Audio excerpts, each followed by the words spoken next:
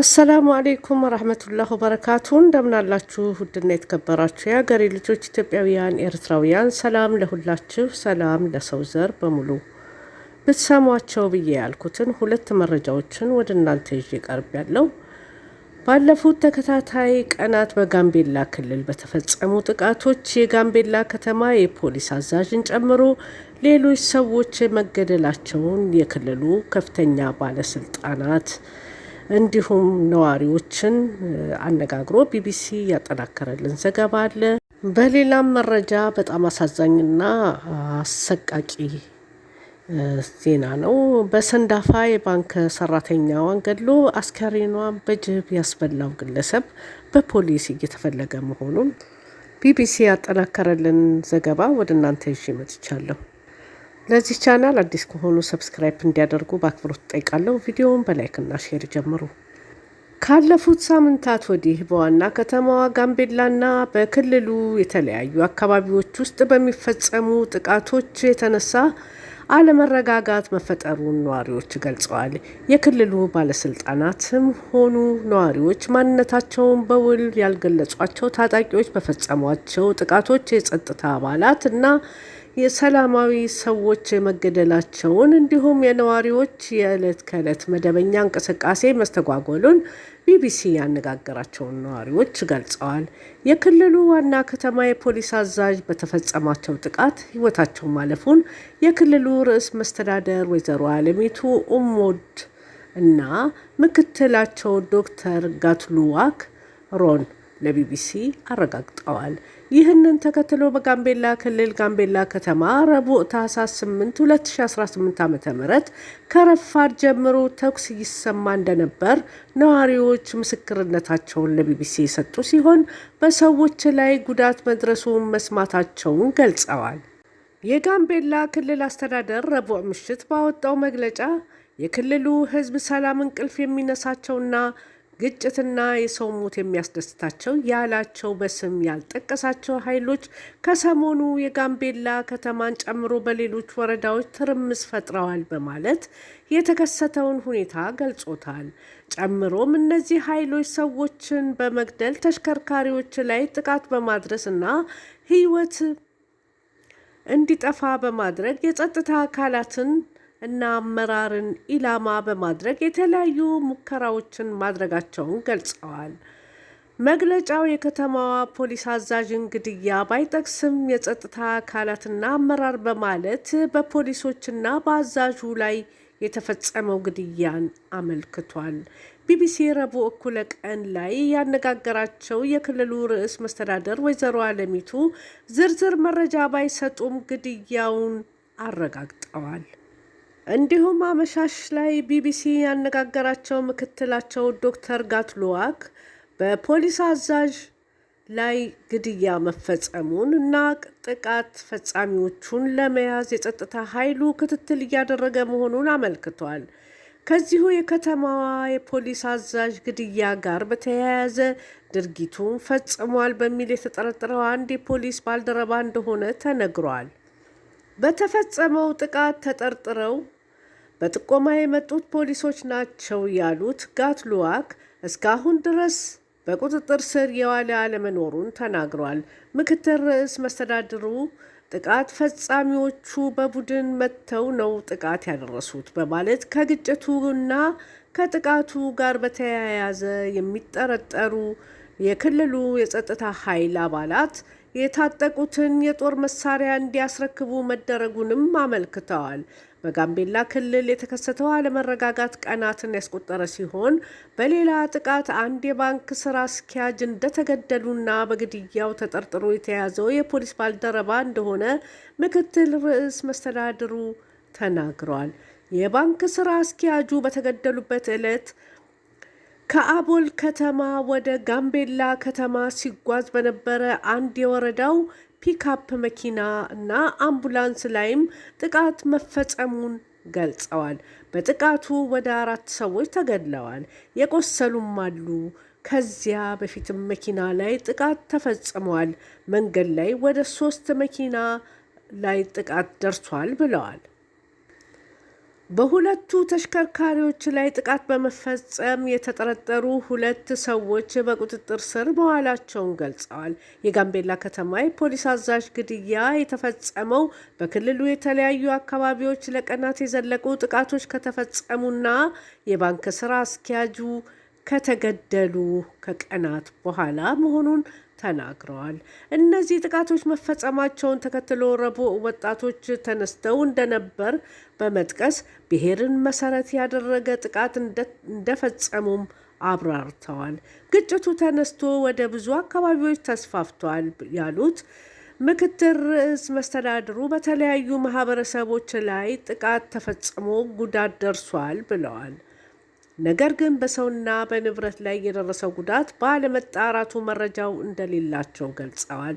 ይህ የክልሉን ሰላም እየፈተነ ያለው ጥቃት የተፈጸመው በማን እንደሆነ የተጠየቁት ጋትሉዋክ ጥቃት አድራሾቹ በተደራጀ ሁኔታ የሚንቀሳቀሱ አለመሆናቸውን ተናግረዋል።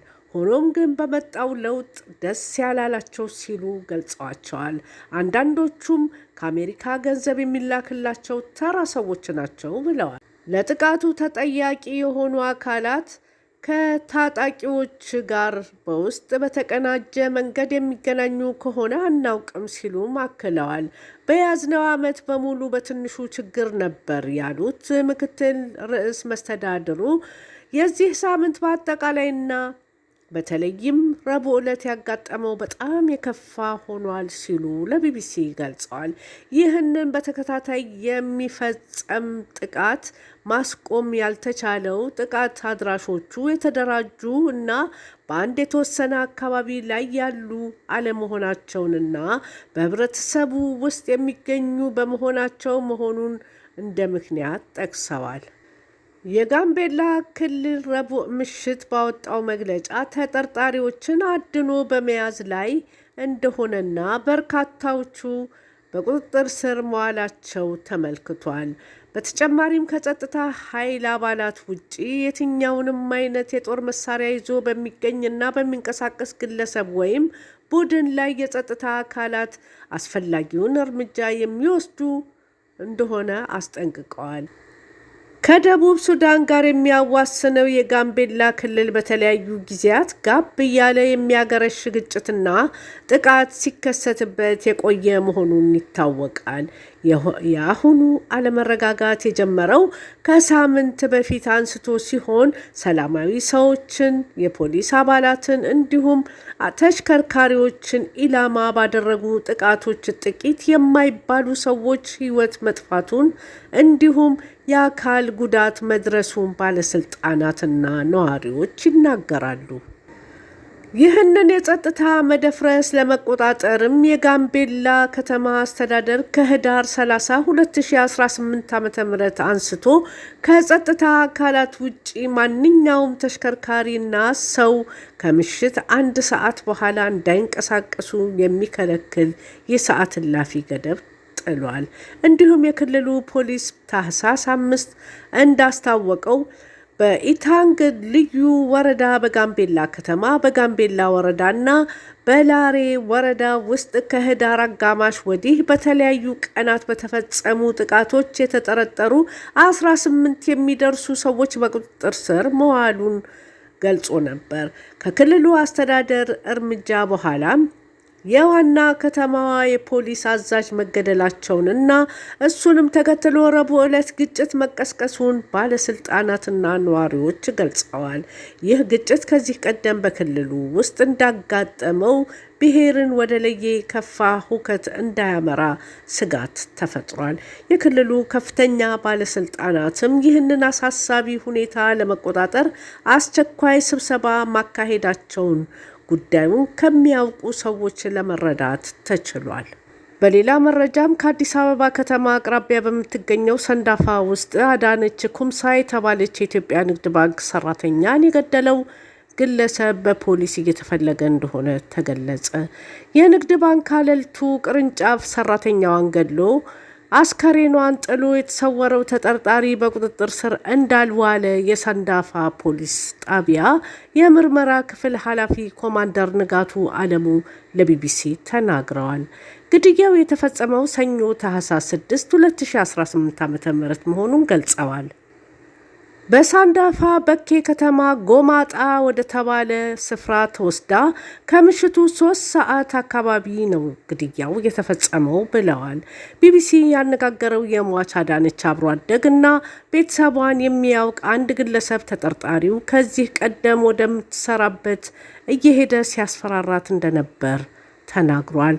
ስሙ እንዳይጠቀስ የጠየቀው የአዳነች አብሮ አደግ ሟች ዛቻ እያደረሰባት እንደሆነ ለቤተሰቧ መግለጿንም አክሏል። በተገደለችበት ዕለት አዲስ አበባ ሜክሲኮ አካባቢ የንግድ ባንክ ስልጠና ላይ ውላ ወደ ሳንዳፋ ተመልሳለች ብሏል። የዛኑ ዕለት ምሽት ላይ ከ1 ሰዓት እስከ 2 ሰዓት ለሰዎች እየደወለች ነበር ሲልም ተናግሯል። አዳነች በኢትዮጵያ ንግድ ባንክ አለልቱ ቅርንጫፍ ለ3 ዓመታት የሰራች ሲሆን ለዓመታት በትውልድ ቀይዋ ምዕራብ ወለጋ አካባቢ በመንግስት ስራ ላይ እንደቆየች አብሮ አደጓ ተናግሯል። የተገኘው የአስክሬኗ ክፍል ብዙ አይደለም፣ የተገኘው ብቻ በፌስታል ተጠቅልሎ ተቀብራለች። የሬሳ ሳጥኑ ክብደት እንዲኖረው ግማሽ ያህሉን በአሸዋ ሞልተነው ነው የተቀበረችው ብሏል። ቢቢሲ ያነጋገረው የአዳነች አብሮ አደግ ግለሰቡ የአዲስ አበባ ነዋሪ እንደሆነ እና ቤተሰብ ያለው እንደሆነ ጠቅሶ እሷ የምትሰራበት አካባቢ የግንባታ ፕሮጀክት ስላለው ይመላለስ እንደነበር ገልጿል። ከግድያው በፊት ራሱን በማስክና በጥቁር መነጽር እየሸፈነ አገባሻለሁ እያለ ያስፈራራት ነበር ሲልም አክሏል። የሳንዳፋ ፖሊስ ጣቢያ የምርመራ ክፍል ኃላፊ ኮማንደር ንጋቱ ተጠርጣሪው ጸጋዬ አሳልፈው እና አዳነች በፍቅር ግንኙነት ውስጥ እንደነበሩ የፖሊስ ምርመራ እንደሚጠቁም ገልጸዋል። አዳነችን እንዲሁም ቤተሰቧን በቅርብ የሚያውቀው የቢቢሲ ምንጭ ግን ምንም ግንኙነት እንደሌላቸው ገልጿል። በተደጋጋሚ አገባሻለሁ በሚል ሲያስፈራራት እንደቆየም አስረግጦ ተናግሯል። ኮማንደር ንጋቱ በበኩላቸው ግድያው በተፈጸመበት ዕለት ተጠርጣሪውና አዳነች ሆቴል ምግብ አዘው እንደነበር ተናግረዋል። የሮሰን ሆቴል ምግብ አዘው ነበር። ምግቡን ሳትበላ ሆቴሉን ጥላ ስትሄድ ተጠርጣሪው በመኪና ተከትሏታል። ከዚያም ወደ ጎማጣ ሰፈር ወስዶ በጥይት ገሏታል ብሏል። ጎማጣ የሚባለው አካባቢ ከሰንዳፋ ከተማ ወጣ ያለ ነው። ቢቢሲ ያነጋገረው የአዳነች አብሮ አደግ እንደተናገረው አዳነች እጄን ልታጠብ ብላ ከሆቴሉ ለማምለጥ ሞክራለች። ተጠርጣሪው ግን እንደተከተላት አክሏል። የሰንዳፋ ፖሊስ ጣቢያ የምርመራ ክፍል ኃላፊ ኮማንደር ንጋቱ ተጠርጣሪው ግድያውን ከፈጸመ በኋላ በአለልቱ ከተማ መኪናውን እና መሳሪያውን ጥሎ መሰወሩን ገልጸዋል። መኪናውንና ለግድያው የተጠቀመውን መሳሪያ በአለልቱ ከተማ ጥሎት ሄዷል። መኪናው ውስጥ ደምና መሳሪያ ተገኝቷል። ይህም ግድያው የተፈጸመው መኪና ውስጥ መሆኑን ይጠቁማል ሲሉ አስረድቷል። ተጠርጣሪው አዳነችን በጥይት ከገደለ በኋላ አስከሬኗን ጥሎ እንደሄደና አስከሬኗ በጅብ እንደተበላም ገልጸዋል። በአካባቢው የተኩስ ድምፅ የሰሙ ሰዎች ጥቆማ እንደሰጡ የተናገሩት ኮማንደር ንጋቱ ፖሊስ ያገኘው መኪና ማህበረሰቡ ከሰጠው ጥቆማ ጋር ተመሳሳይ እንደሆነም አስረድተዋል። ከጅብ የተረፈው የአዳነች አስከሬን ለምርመራ ወደ ቅዱስ ጳውሎስ ሆስፒታል ተወስዶ የነበረ ሲሆን ስርዓተ ቀብሯም ተፈጽሟል። ተጠርጣሪው መሳሪያውንና መኪናውን ጥሎ ከአካባቢው ከሸሸ በኋላ ፖሊስ በቁጥጥር ስር ለማዋል ፍለጋውን መቀጠሉን አስታውቋል። የተባበሩት መንግስታት ያለፈው ህዳር መባቻ ላይ ለጸረ የሴቶች ጥቃት ቀን ያወጣው ሪፖርት በዓለም ዙሪያ በየ10 ደቂቃው አንዲት ሴት በምታውቀው ሰው እንደምትገደል ይጠቁማል። ገዳዩ የፍቅር አጋሯ፣ ባለቤቷ ወይም ቤተሰቧ ሊሆን እንደሚችል ሪፖርቱ ያሳያል። በተመድ ሪፖርት መሰረት በየቀኑ 137 ሴቶች ይገደላሉ። ይህም በመላው ዓለም በአዋቂ ሴቶችና በታዳጊ ሴቶች ላይ ከሚፈጸም ግድያ 60% ነው ይላል ሪፖርቱ። ለአሁን ያለን መረጃ ይህን ይመስላል። ብርታቶቼ ቪዲዮውን ላይክ እና ሼር ማድረግ አትዘንጉ። ለዚህ ቻናል አዲስ ከሆኑ ሰብስክራይብ እንዲያደርጉ በአክብሮት ጠይቃለሁ። በሌላ መረጃ እስክንገናኝ መልካሙን ሁሉ እመኝላችኋለሁ። አሰላሙ አሌይኩም ወረህመቱላህ ወበረካቱ።